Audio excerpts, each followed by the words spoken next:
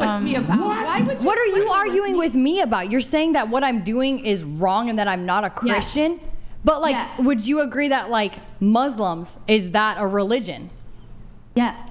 Islam is a religion, yes. Islam is a religion, but like so Christianity is its own religion, but there's so many religions within just Christianity. Like Orthodox people call themselves Christians. So do Pentecostals, they call themselves Christians. So that's like the head of the umbrella.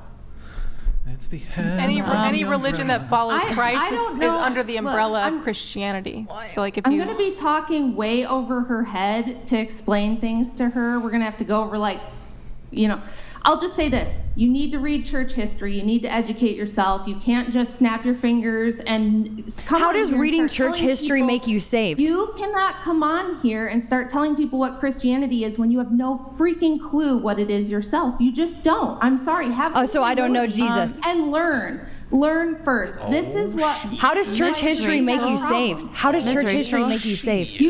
You quit OF and started a ministry, and now you're out here teaching people. I never started a ministry. I never started a ministry. Then why are you on here correcting people about theology? What, your husband? Don't know the first thing about your it. husband who's calling me names? You're mad at me for correcting your husband who's calling me names and saying I'm not a Christian? Is that what you're mad about? I'm saying you're not a Christian. He also said I wasn't a Christian. Not. Damn. Did you have something to say? You can't be a Christian when you deny the tenets of Christianity. Sorry, you can't. About like the communion. So basically for Catholics, there's something called transubstantiation, where when we go back and do like what's called like the Holy Thursday, where they said like, this is my body and I give it up to you. That whole part. Is that like Taco Tuesday? No.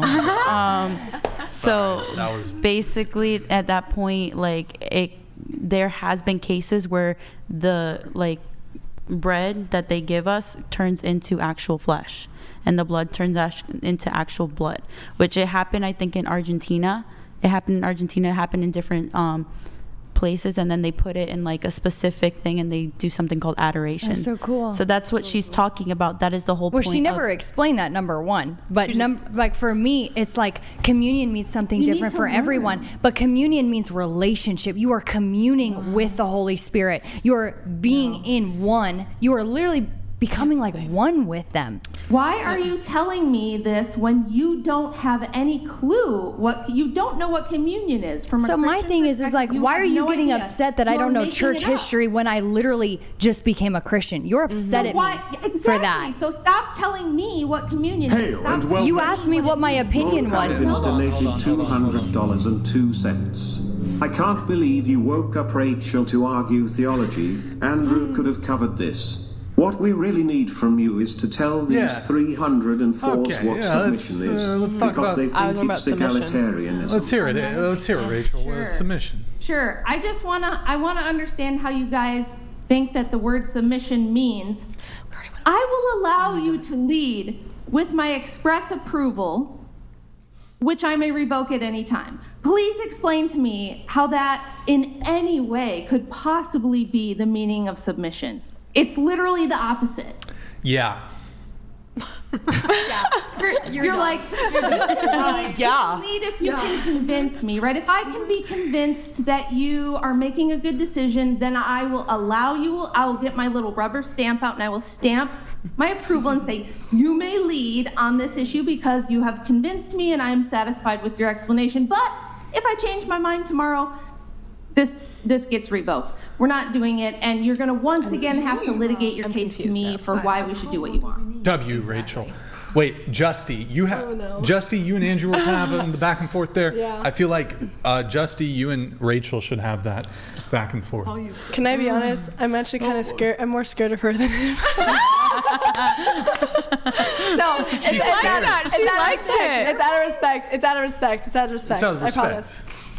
You know, I'm not. Look at my sweatshirt. I'm cuddly. I even look like a teddy bear. She's a teddy bear. She's a teddy bear. Yeah. You know, honestly, I've done some thinking, you know, in my silent moments after our little, I guess, debate.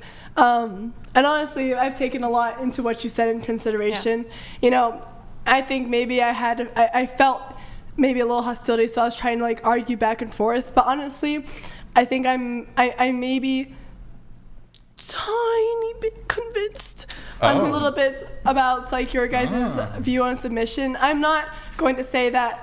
Yeah, for sure. I agree 100% because I still need to do a lot of thinking on my own. I am going to take your guys' view into consideration and, really think about what submission means to me. And, I'm gonna do some thinking on my own. I don't want to submit to just these like theories, or like not theories, these definitions that are being told to me in one night.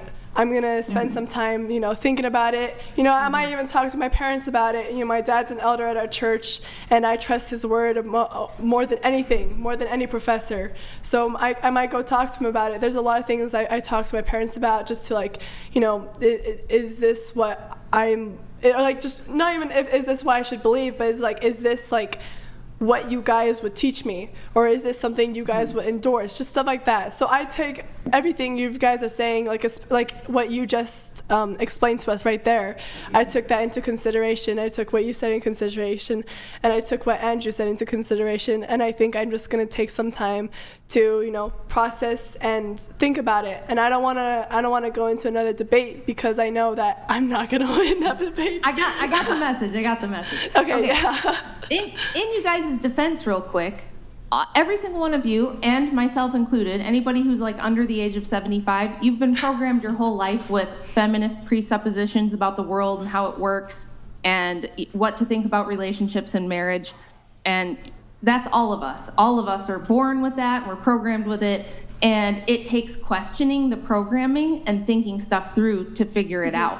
And sometimes that's hard to do. It's painful to do because you're like, wait, have I had like a wrong idea about this whole time? Yeah. Because this is what I've always heard, and it's what I've always seen in the culture and in the pop culture, and it's what I was raised with for a lot of people. So don't feel too bad about going, oh shit, I guess I've never really thought this through. I'm just working off of assumptions and propaganda that I've been told. So I mean, especially if you being really young like you guys, don't feel too bad about having to like stop and think stuff through and consider that maybe Andrew's not the meanest, craziest man on the internet. He might be doing his job, which is to like poke at your programming and try to untangle it, and that can feel shitty sometimes, to be honest. So but you guys are strong, independent women, and you can all handle it. I believe in you.